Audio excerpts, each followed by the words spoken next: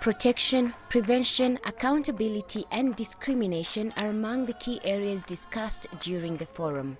African leaders want existing laws extended to better protect people with albinism, in particular legislation on disability, color or race, and witchcraft. Kenya is an appropriate venue for this convention. It's one of the few countries that have got a budget specially set aside for persons with albinism, spending millions of dollars every year to promote their rights.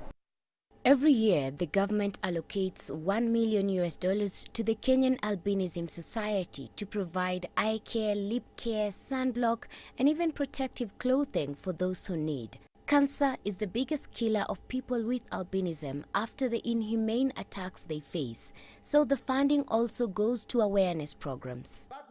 Isaac Mwaura is the head of Kenya Albinism Society. He's been nominated as a member of parliament and is among the activists who are fighting for the changes to legislation.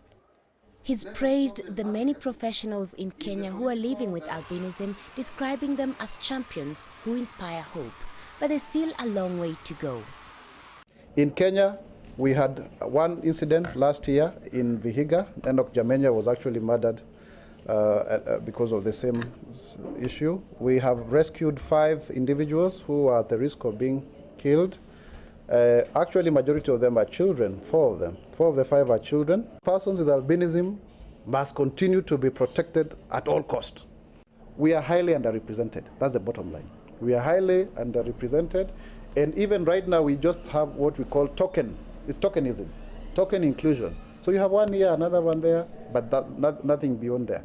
So we need to have more and more of these numbers, and we hope that with these kind of exposures and partnerships and the special measures that we are going to have the UN help us to execute, we will have more and more people with albinism in the public domain.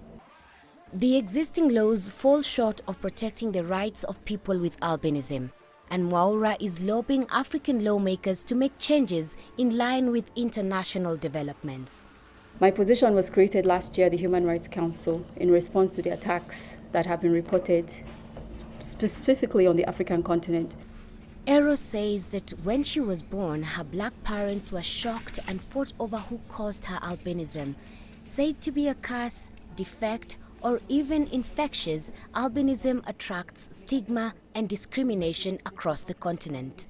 The type of attacks we're talking about is the use of machete on people with albinism, and usually they are attacked while alive because there's a belief that the body parts can help when used in ritual killings and in witchcraft potions. Since 2007, hundreds of attacks have been reported across at least 26 African countries, mostly in rural areas. However, many go unreported. In some cases, because family members are involved. In others, because there's little evidence to collect. The United Nations 2030 Agenda for Sustainable Development pledges to leave no one behind. This is the context in which the action plan has been launched, as African leaders rally for the rights of people living with albinism.